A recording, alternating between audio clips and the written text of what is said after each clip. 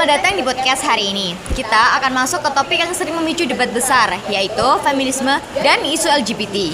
Ditinjau dari sisi sosial dan juga perspektif Islam. Bersama saya, sudah ada 4 narasumber. Yang pertama ada Haidar, Pelangi, Zahwa, dan Putri. Kita langsung masuk saja ke segmen yang pertama. Segmen yang pertama kita akan mengangkat yaitu feminisme, dari mana sejarah dan pergeseran makna. Yang pertama, Haidar, sebelum bicara soal kontroversi nih ya, saya ingin mundur sedikit aja ke belakang. Banyak orang yang menggunakan istilah feminisme, tapi tidak tahu bagaimana gerakan ini berkembang. Dari sudut pandang kamu, apa fase-fase besar feminisme yang paling berpengaruh sampai hari ini? Kalau menurut aku ya, jadi seperti ini. Secara garis besar, feminisme itu bergerak melalui beberapa gelombang. Awal fokus pada hak hukum dasar seperti pendidikan dan kepemilikan properti. Gelombang berikutnya menekan kesetaraan kerja, hak reproduksi, dan kritik terhadap standar gender sosial. Di era digital, narasinya bergeser lagi lebih cepat, lebih visual, dan seringkali terdistorsi karena media sosial mendorong aktivisme yang superficial.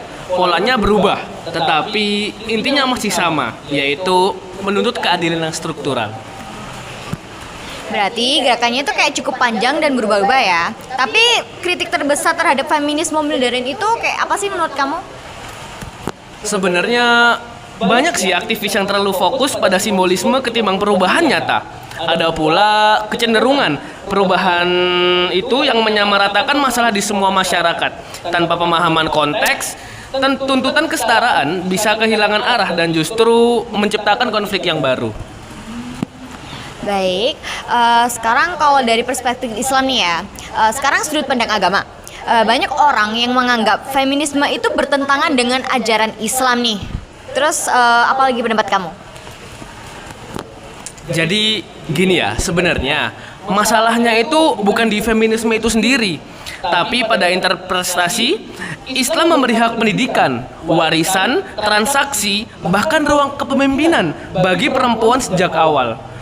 Konflik muncul ketika standar feminisme Barat diterapkan mentah-mentah tanpa melihat struktur hukum Islam. Ada rasa yang kompatibel, ada yang tidak, sehingga mengakibatkan salah satunya justru memicu bias antar umat Islam itu sendiri. Baik, sekarang kali ini kita akan transisi ke isu yang LGBT. Nah, sekarang isu LGBT itu sering dianggap menyatu ya dengan feminisme, padahal keduanya punya akar yang berbeda. Pelangi, menurut kamu kenapa dua isu ini sering dicampur adukan? Baik, karena keduanya menyinggung struktur gender, banyak orang yang menganggap semua gerakan yang mempertanyakan norma gender ini pasti berasal dari paket ide yang sama. Padahal tidak. Feminisme fokus pada posisi sosial perempuan, LGBT, bicara identitas dan orientasi seksual. Nah, penggabungan keduanya ini lebih karena media dan politik, bukan karena konsep dasarnya. Seperti itu. Oke, baik. Bagaimana kalau Zahwa nih? Kalau kita lihat dari sisi sosial saja, tanpa agama dulu nih, apa faktor terbesar yang meningkatnya visibilitas LGBT di masyarakat yang modern? Jadi teknologi itu mempercepat semuanya.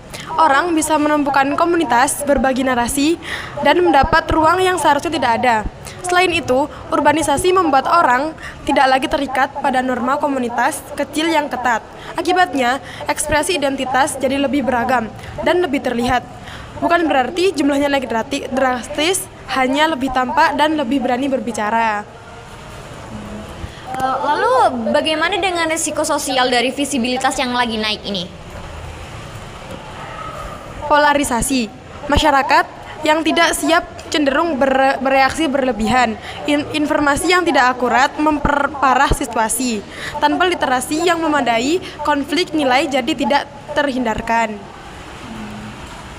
Baik, terima kasih. Lalu Putri, sekarang bagian yang paling sering jadi titik panas nih, kayak bagaimana pandangan Islam nih terhadap isu LGBT tersebut? Baik, posisi agama yang cukup jelas mengenai banyaknya orang hanya berhenti pada larangan tanpa melihat aspek sosial dan tetapi juga menuntut keadilan dalam perlakuan manusia. Yang sering hilang adalah keseimbangan antara prinsip dan cara memperlakukan individu. Pendekatan yang buruk biasanya muncul karena kurangnya pemahaman, bukan karena ajaran itu sendiri.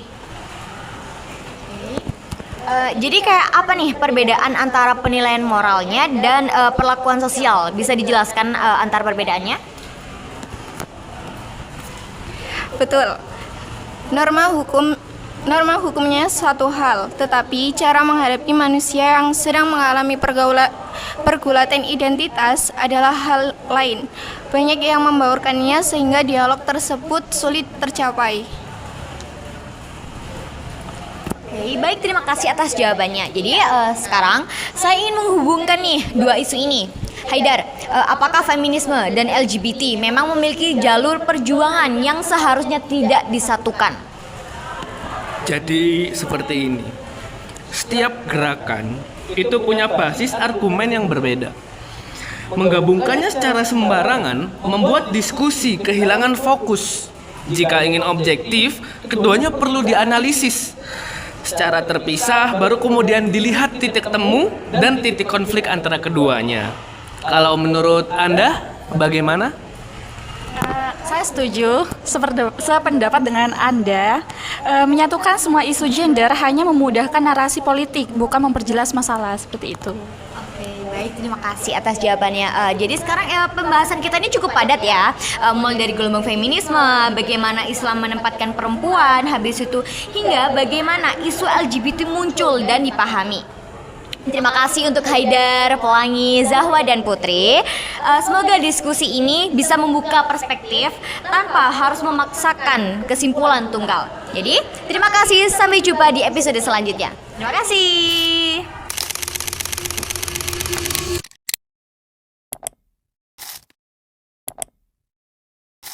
Moderator kelelahan, yaitu tentang topik feminisme dan isu LGBT dalam perspektif sosial dan perspektif Islam. Di sini tidak ada jawaban yang manis-manis. Karena kalau semua orang setuju, itu bukan diskusi, itu seminar motivasi. Sudah ada Haidar, Pelangi, Zahwa, dan Putri. Oke, baik, mari kita mulai dari pondasinya terlebih dahulu. Haidar, orang menganggap kalau feminisme itu otomatis adalah memperjuangkan hak perempuan nih. Tapi kalau kita tarik ke sejarahnya, itu jauh lebih kompleks. Mulai dari sini nih, apa miskonsepsi terbesar tentang feminisme menurut kamu sendiri? Jadi begini, mengkonsepsi paling fatal adalah anggapan bahwa feminisme itu satu suara. Padahal secara akademik, feminisme terpecah ke banyak aliran. Ada liberal, radikal, marxis, postmodern, ekofeminis, sampai Islamic feminism. Dan masing-masing seringkali bertentangan. Dan bagaimana kalau menurut Anda, Saudari Pelangi? Baik. Tapi kamu juga harus jujur, Haidar. Banyak aliran feminisme justru tumpang tindih dan meminjam argumen dari teori queer. Jadi wajar publik menganggap keduanya berkelindan seperti itu. Tapi begini, problemnya adalah publik hanya melihat bagian paling provokatif tanpa memahami kerangka epistemiknya. Itulah yang membuat isu substansi itu tersendiri hilang. Siapa yang ingin menjawab? Boleh. Silakan. Dan kadang aktivis feminis modern memang overclaim. Mereka ingin perubahan sosial yang besar, tapi riset empirisnya minim. Itu yang menciptakan resistensi. Terima kasih.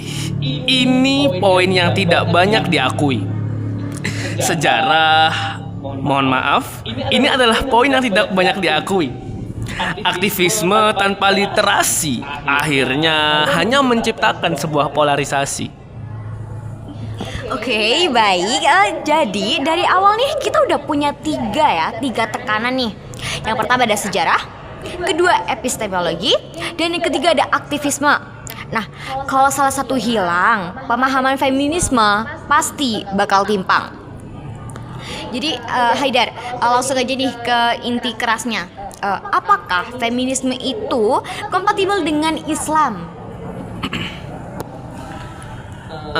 Sebenarnya lebih tergantung ke definisinya sih. Kalau feminisme itu sendiri berarti mencari keadilan struktural. Islam sudah mengatur itu sejak awal. Tapi kalau feminisme berarti mengadopsi individualisme barat secara penuh, ya tidak cocok bila kita sandingkan dengan nilai Islam itu sendiri. Tidak sesederhana itu. Banyak argumen feminis modern secara eksplisit menolak struktur keluarga dalam Islam. Tidak peduli mereka bungkus dengan istilah kesetaraan, basis moral Islam tetap berbeda. Begini, yang saya maksud adalah ruang dialog itu ada. Kita tidak perlu menolak keseluruhan gerakan hanya karena beberapa elemen yang bertentangan dengan syariah itu sendiri. Ada yang ingin Saya. Silakan. Dialog boleh, tapi batas moral tetap jelas. Kalau aktivisme feminis mendorong norma yang bertentangan dengan struktur keluarga Islam, kita tidak bisa kompromi. Oke, jadi bahkan ya sebelum masuk ke isu LGBT nih, feminisme saja sudah punya garis pertarungan epistemik dengan hukum Islam.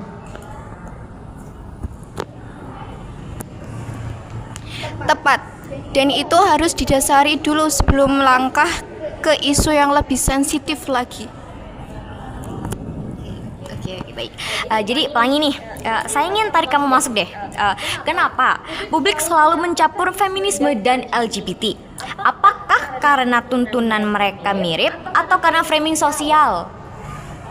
Baik, secara objektif, karena keduanya menggugat konstruksi gender, tetapi benar, framing publik sering memaksa dua gerakan ini dianggap satu paket ideologi, meski internalnya sendiri tidak selalu kompak.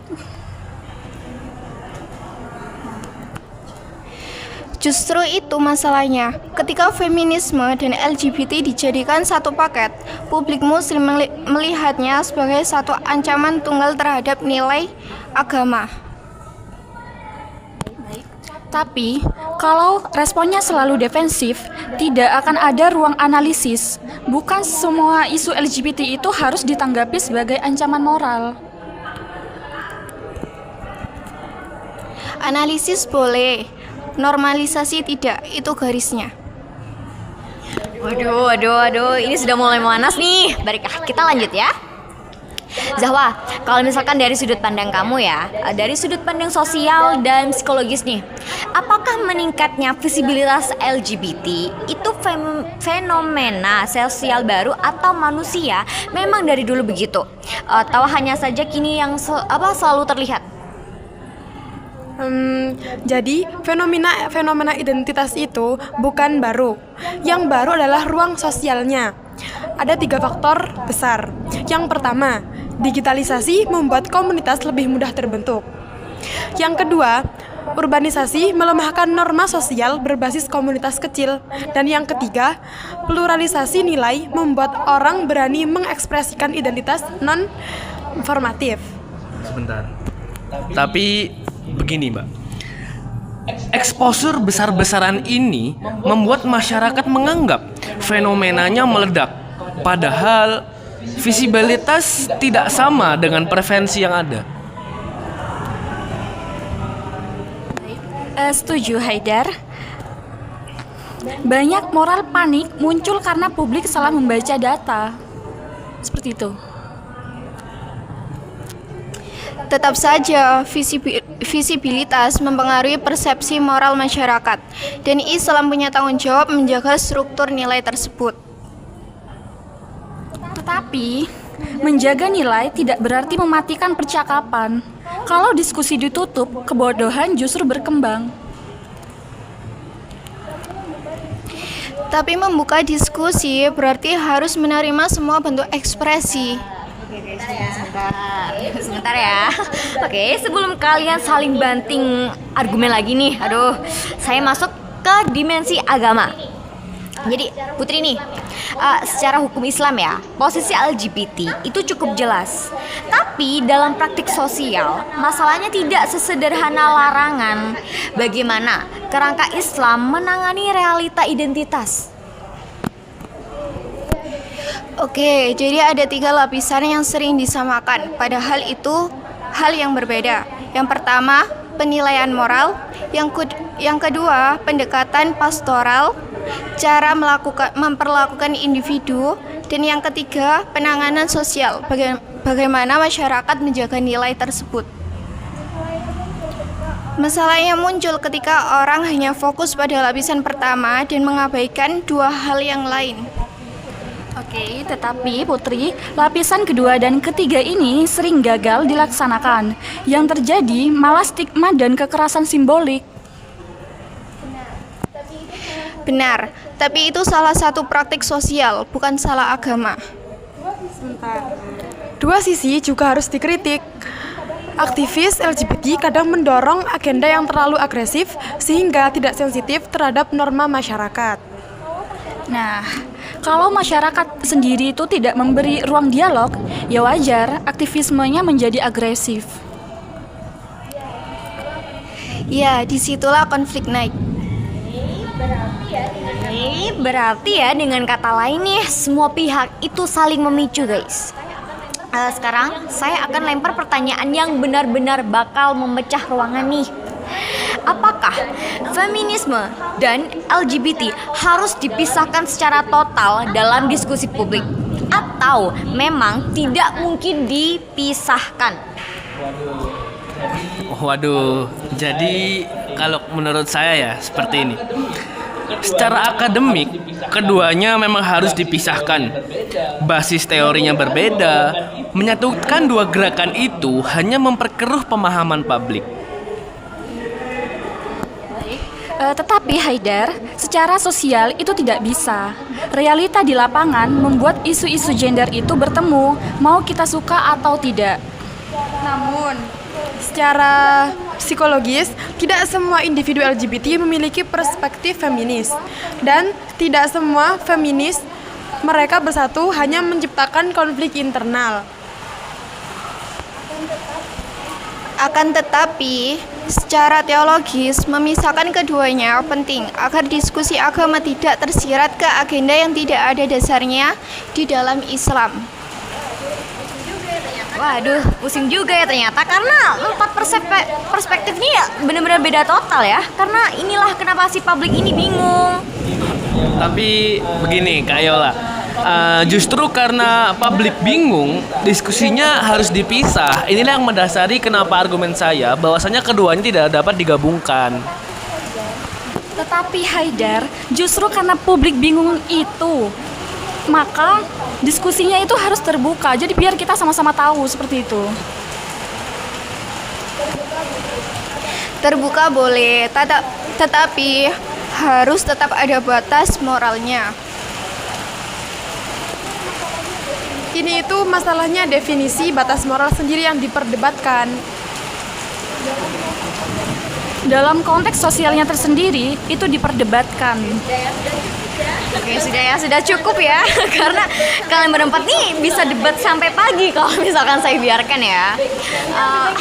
Baik, kayaknya lebih baik kita tutup saja ya. Diskusi hari ini itu menunjukkan satu hal.